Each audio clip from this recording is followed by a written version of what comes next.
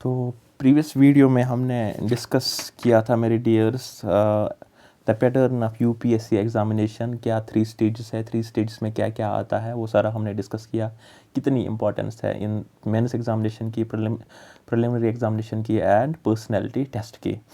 तो असल में मुझे बुक लिस्ट भी बोलना था, तो वो मैं इस वीडियो में अब कवर करूँगा क्योंकि वो थोड़ा लेंथी हुआ। तो book list for UPSC examination, book list. तो जो इम्पॉर्टेंट बुक्स है वही आपको लानी है, उन पे मैं बात करूँगा। तो हम करेंगे जनरल स्टडीज़ की बात पहले। तो in GS we have GS first, GS second, GS third. तो इसमें हमारा हिस्ट्री आता है, हिस्ट्री सेक्शन। तो हिस्ट्री में मेरे dears we have 4 areas. We have modern history, we have medieval, we have ancient history, and we have art and culture. That is 2 part of history. तो ये 4 एरियाज खाली हमें history में पढ़नी है, nothing beyond that. And world history भी UPSC examination के लिए वो भी रखेंगे, वर्ल्ड हिस्ट्री। वर्ल्ड हिस्ट्री ठीक है। हाँ, तो जो हमारा मॉडर्न है मेरे डियर्स, मॉडर्न के लिए 2 इंपॉर्टेंट बुक्स आती है। One is called as Bipin Chandra and another is spectrum. Bipin Chandra and another is called as spectrum for modern history. ये आईपीएस ऑफिसर ने लिखी है, राजू अहिर ने। तो जो मॉडर्न है, मॉडर्न बहुत थ्योरेटिकल बुक है, वो यूजुअली मेंस में बहुत हेल्प करती है, प्रीलिम्स में उसका ज़्यादा हेल्प नहीं मिलता है।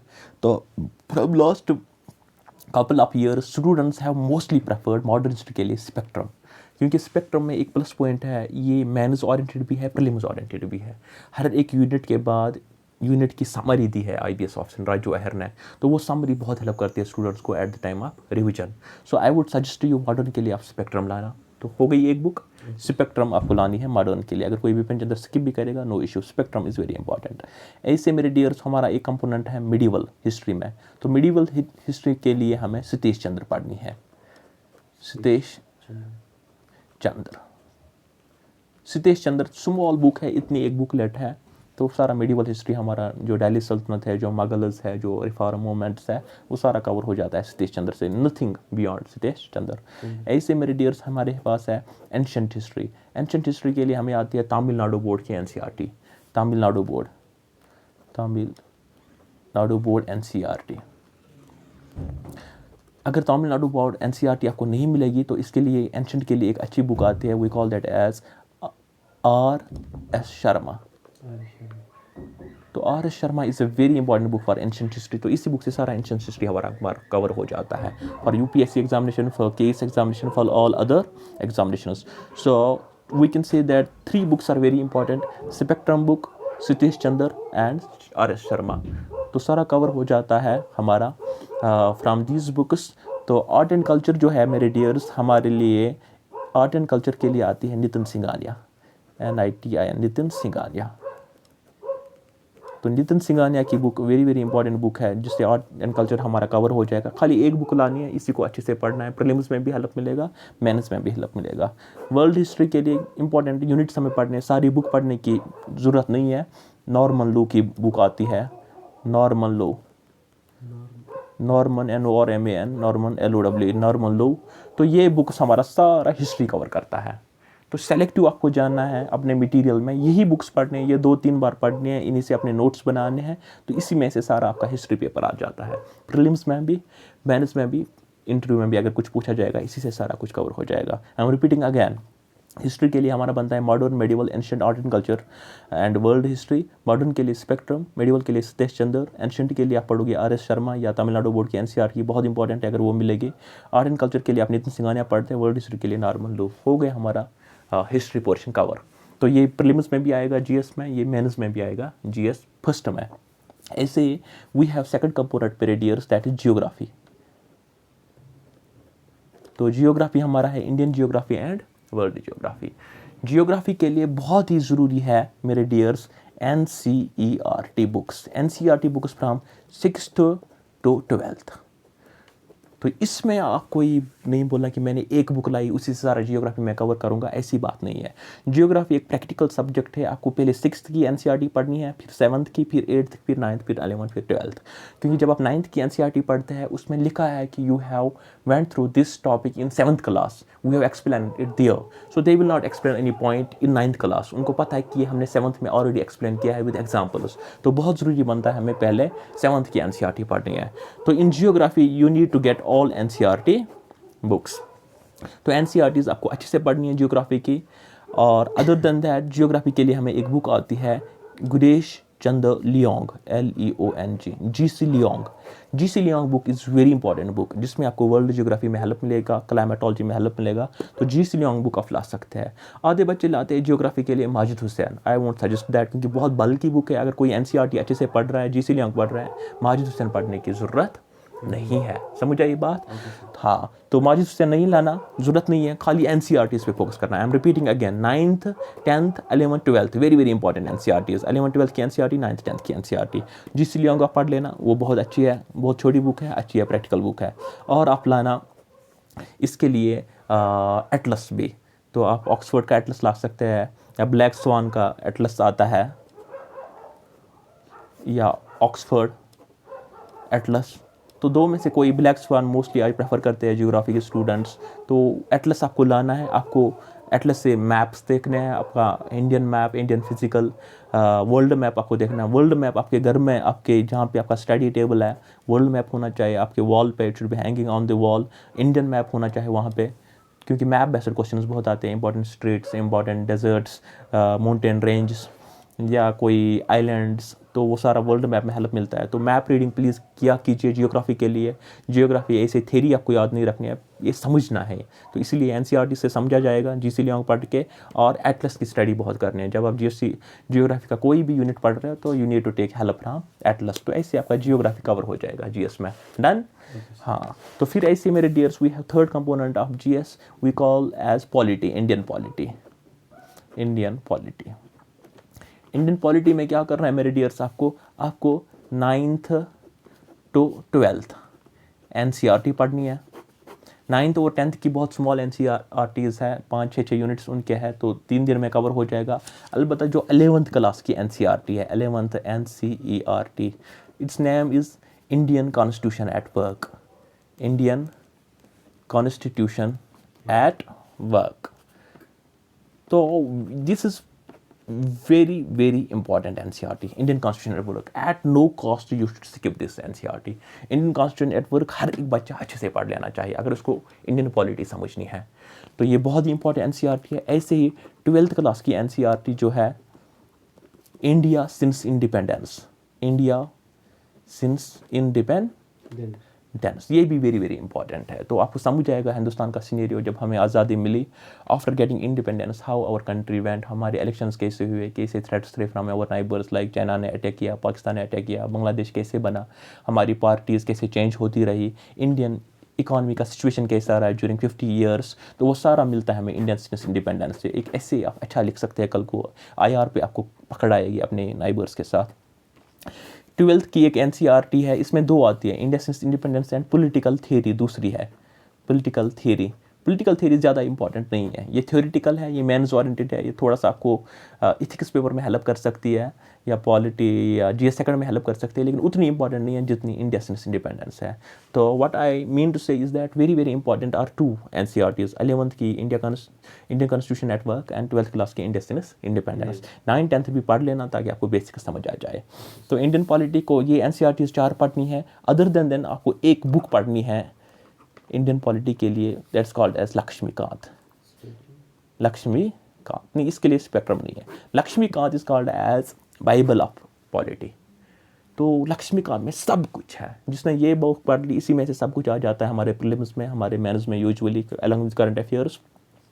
तो लक्ष्मीकांत के अलावा आपको कोई बुक पढ़ने की ज़रूरत नहीं है। कोई भी बच्चा आपको बोले ये पढ़ो वो पढ़ो, नहीं, अपनी लक्ष्मीकांत लाइए, अपने NCERTs एक बार पढ़ ली, ये 4 Laxmikanth, that is enough, that is sufficient. तो इससे बाहर आपको जाने की ज़रूरत, हाँ, एक चीज़ आपको करना है, न्यूज़पेपर पढ़ते रहना है, मैगजीन्स पढ़ने हैं, करंट अफेयर्स पे आपका होल्ड होना चाहिए, क्योंकि पॉलिटी के क्वेश्चन करंट ओरिएंटेड आते हैं। तो जब आपने लक्ष्मीकांत पढ़ी है, यहाँ से करंट भी आप पढ़ रहे हो, सारे क्वेश्चन आप अटेम्प्ट कर पाएंगे। तो इतना पॉलिटी के लिए सफिशिएंट है। बात आई समझ? फिर है मेरे डियर हमारा इकॉनमी का सेक्शन, इकॉनमी। तो इकॉनमी में क्या है मेरे डियर्स हमारा, इसमें भी 9th to 12th NCERT। तो NCERT इसमें मैं फोकस कर रहा हूँ, क्योंकि जब बेसिक समझना होता है कोई सब्जेक्ट तो NCERT से समझा जाता है। Without NCERT we can not understand the basics of the subject. तो 9th 10th की NCERT इकोनॉमी की बहुत ही ईजी है, where you will be explain to you होता क्या है इंडस्ट्री, फर्म क्या होती है, डिमांड क्या होता है, सप्लाई क्या होता है, प्राइमरी सेक्टर क्या होता है, secondary, role of tertiary sector. तो बेसिक्स ऑफ इकोनॉमी आपको क्लियर किया जाएगा 9th 10th में। लेकिन जो 11th की NCERT है, 11th की NCERT that's called Indian economic development, Indian economic development. ये very very important NCERT book है, तो ये आपको ज़रूरी पढ़नी है। तो I am saying Indian constitution network very very important, Indian economic development very very important. तो जहाँ मैं वेरी वेरी लिख रहा हूँ तो you can not skip that NCERT। तो इकोनॉमी, इंडियन इकोनॉमी का सिनेरियो आपको समझना है तो आपको इंडियन इकोनॉमिक डेवलपमेंट 11th की ज़रूरी पढ़नी है। तो जो 12th में हमें आती है 2 NCERTs, 12वीं में हमें आती है 2, one is called as micro economics and another is called as macro economics, micro economics and macro. तो माइक्रो ज़्यादा इंपॉर्टेंट नहीं है, ये बहुत टेक्निकल है। This is very important for economics honours students, those who have economics as optional. लेकिन macro economics IAS के इसके लिए बहुत ही इंपॉर्टेंट है। ये वाली NCERTs आप पढ़ लेना, ये वाली NCERT आप पढ़ लेना 12th की मैक्रो इकोनॉमिक्स, क्योंकि इसमें हमारे इंपॉर्टेंट एरियाज आते हैं like inflation, like national income, like planning, like taxation, like balance of payment, like foreign trade, like budget हमारा, लाइक हमारी मॉनेटरी पॉलिसी, फिजिकल पॉलिसी, वो सब कुछ आता है मैक्रो इकोनॉमिक्स में। तो वही हमारे हॉट टॉपिक बनते हैं IAS एग्जामिनेशन के लिए। तो I am repeating for economy unit two 9th to 12th NCERT, 9th 10th की बेसिक है, 11th की बहुत बहुत इंपॉर्टेंट है इंडियन इकोनॉमिक डेवलपमेंट, और 12th की पढ़नी है खाली मैक्रो इकोनॉमिक्स। और इसके लिए बुक आती है इंडियन इकोनॉमी के लिए Nitin Singhania, Nitin Singhania, that's for Indian economy. बहुत ही अच्छी बुक है, क्रिस्प है, तो वो आप कंसल्ट कर सकते हैं फॉर योर इकोनॉमी सेक्शन। या ऐसी आती है संजीव वर्मा की, संजीव वर्मा की बुक आती है, वो भी बहुत अच्छी है। Most of the students usually Ramesh Singh पढ़ते हैं, लेकिन आई वोंट एडवाइज दैट, क्योंकि रमेश सिंह बहुत बल्कि बुक है, उसका कभी रिवीजन नहीं होता है और बहुत टेक्निकल लिखा है उसने। उससे फार बेटर है नितिन सिंघानिया या संजीव वर्मा। और इकोनॉमी में आप और एक काम कर लेना, तो जो करंट का बजट होगा, the year in which you are appearing in your examination, for instance आपको 2020 का 2025 का मेंस लिखना है, तो उस साल का बजट आपको पता होना चाहिए। आपको 2025 का मेंस लिखना है तो इकोनॉमिक सर्वे, ये बहुत ही इंपॉर्टेंट है, economic survey and budget of that year. तो ये आपको याद रखना है, तो इस पर फोकस कर लेना please. Don't skip economic survey of that year when you are writing your prelims and mains, don't skip budget. तो ये प्लीज़, ये मैं यहाँ पे टिक कर रहा हूँ इन पे। बजट इकोनॉमी के लिए बहुत इंपॉर्टेंट बनता है, इकोनॉमिक सर्वे से क्वेश्चन आते हैं। तो इकोनॉमिक सर्वे एनुअली हम लाते हैं, फाइनेंस मिनिस्टर प्रेजेंट्स इट, कि हमारी इकोनॉमी का सिचुएशन कैसा रहा पिछले साल, आगे हमारे प्लान्स क्या है, इसमें से क्वेश्चन आते हैं। करंट बजट से क्वेश्चन आते हैं, कौन कौन सी स्कीम्स प्रायोरिटी पे है हमारी गवर्नमेंट में, तो इकोनॉमी को आप ऐसे टेकल कर सकते हैं। I hope you got it. तो ये बनते हैं हमारे GS के 4 पेपर्स, डन। तो विदाउट वेस्टिंग मच टाइम हमारा फिर बनता है environment and ecology. Environment ecology के लिए मेरे डियर्स आपको खाली एक काम करना है, आपको पढ़नी है शंकर IAS, शंकर IAS की बुक बहुत ही अच्छी है, शंकर IAS, लेकिन latest edition, latest edition. Shankar IAS की बुक पढ़ लेना, सारा इन्वायरमेंट इकोलॉजी बायोडाइवर्सिटी आपका कवर हो जाएगा शंकर IAS से। और करंट अफेयर्स तो फॉलो करते ही रहना है, तो करंट अफेयर्स के क्वेश्चंस आते हैं इन्वायरमेंट इकोलॉजी में, तो वो कर लेना आपको। ऐसे मेरे dears we have ethics paper, ethics paper या इथिक्स एंड एप्टीट्यूड। तो इथिक्स के लिए एक अच्छी बुक आती है, we call that as decode ethics, decode ethics आप पढ़ लेना इथिक्स पेपर के लिए। और इंपॉर्टेंट वीडियोस भी देख लेना ऑनलाइन, अगर मिलेंगे कहीं से तो लुकमान की वीडियोस है, तो वहाँ से इथिक्स पेपर, और आपको प्रीवियस ईयर पेपर सॉल्व करने हैं इथिक्स के लिए, खुद वर्क करना है इस पर। डिकोड इथिक्स से सारी गाइडेंस आपको मिलेगी, तो ये कवर हो जाएगा वहाँ से इन्वायरमेंट इकोलॉजी। बाकी साइंस एंड टेक्नोलॉजी के लिए I won't suggest any book, कोई बुक पढ़ने की ज़रूरत नहीं है। लेकिन आपको क्या ज़रूरी है साइंस एंड टेक्नोलॉजी के लिए, द हिंदू पढ़ते रहना है थ्रू आउट ईयर, या इंडियन एक्सप्रेस अगर आप पढ़ते हैं तो वहाँ से आपको करंट जो भी हो रहा है साइंस एंड टेक्नोलॉजी के रिलेटेड, वो उसके शॉर्ट नोट्स आपको बनाने हैं। या किसी अच्छे इंस्टीट्यूट के अगर आपको नोट्स बनेंगे, शनिया के या विजन के या कोई और होगा इनसाइट्स का, तो वहाँ से आपका साइंस टेक्नोलॉजी कवर हो जाएगा। ज़रूरी नहीं कोई बुक पढ़ना साइंस एंड टेक्नोलॉजी के लिए, तो ये काम कर लेना है। एसएस पे तो जो आपका जीएस पे जितना होल्ड होगा आपको, तो एसएस में उतना हेल्प मिलेगा जितना आपका कमांड होगा करंट अफेयर्स पे। तो अदर देन दैट आपको बस न्यूज़पेपर फॉलो करना है। न्यूज़पेपर्स, तो न्यूज़पेपर्स में कोई द हिंदू पढ़ता है या इंडियन एक्सप्रेस कोई पढ़ता है, इंडियन एक्सप्रेस। तो द हिंदू की लैंग्वेज थोड़ा टिपिकल होती है, यूजुअली स्टूडेंट्स को ज़्यादा मज़ा आता है इंडियन एक्सप्रेस पढ़ने में, तो कोई गलत बात नहीं है अगर कोई इंडियन एक्सप्रेस पढ़ेगा। अब अगर किसी का लैंग्वेज पे अच्छा होल्ड है वो द हिंदू भी पढ़ सकता है। 2 में से 1 पेपर पढ़ना है खाली। इसके लिए भी आपको टाइम रखना है 1 आवर 1.5 आवर, ज़्यादा टाइम नहीं, 4-4 घंटे नहीं देने हैं न्यूज़पेपर के साथ। खाली 1-1.5 घंटा पढ़ना होता है न्यूज़पेपर, उतना एनफ है। और आप मैगजीन्स पढ़ सकते हैं। मेंस में आपको एक दो मैगजीन्स बहुत काम आते हैं, लाइक हमारा योजना या कुरुक्षेत्र, ये बहुत ही इंपॉर्टेंट मैगजीन्स है, ये आप फॉलो कर सकते हैं। ये मंथली मैगजीन्स आते हैं, 10-20 रुपये में आपको मिलेगी इसकी copy.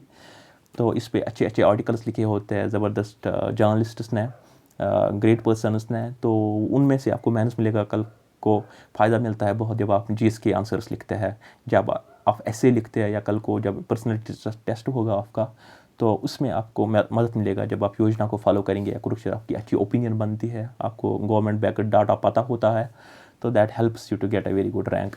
So that is my dears, this is the book list. I think मैंने मोस्टली मेजर एरियाज़ मैंने कवर किए। There can be any minor thing जो मैं अभी जल्दी में भूल गया हूँ, तो वो बड़ा इशू नहीं है। तो आई थिंक ये मोर और लेस इतना है सारा जो आपको पढ़ लेना है। यू कैन कमेंट अगर आपको कहीं भी कोई डाउट रहा होगा, तो वो मैं कमेंट्स में इंशाल्लाह I will try to give you the reply. तो यही हमारा बुक लिस्ट है जो आपको मेरे डियर्स फॉलो करना होगा। और अगर किसी का CSAT वीक है, सिविल सर्विसेज एप्टीट्यूड टेस्ट जो हमारा प्रीलिम्स में रहता है, CSAT के लिए इसको बेसिक मैथ्स के लिए काम करना है। तो अग्रवाल की बुक आती है, अग्रवाल से वो क्वेश्चंस को सॉल्व कर सकता है बेसिक मैथ्स के लिए, बेसिक मैथ्स अग्रवाल। और अगर रीजनिंग के लिए आपको, तो आप लाना अरिहंत का मैगज़ीन, रीजनिंग के लिए Arihant civil services aptitude test magazine by Arihant. तो रीजनिंग सारा कवर हो जाता है उस मैगज़ीन से। 200-250 रुपये का मैगज़ीन आता है अरिहंत का और रीजनिंग सेक्शन। बाकी न्यूज़पेपर से इंग्लिश आपका इम्प्रूव होता जाएगा। NCERTs पे ज़्यादा फोकस करना है। So that is the book list for our UPSC और KAS एग्जामिनेशन। आई होप आपको ये समझ आया होगा। तो in case you would be having any doubts, तो डू कॉन्टैक्ट। जनरल नॉलेज के लिए कोई पर्टिकुलर बुक पढ़नी नहीं होती है। अगर कोई SI एग्ज़ाम के लिए पढ़ रहा है, उसको बेसिक GK चाहिए, तो आप मनोहर पांडे की GK ला सकते हैं। जनरल नॉलेज के लिए आती है बुक एक मनोहर पांडे, तो जो SI के लिए प्रिपेयर कर रहे हैं या बाकी लोअर एग्ज़ाम्स के लिए, या ऐसे ही आती है ल्यूसेंट GK। 2 में से 1 लानी है, दोनों लाने की ज़रूरत नहीं है।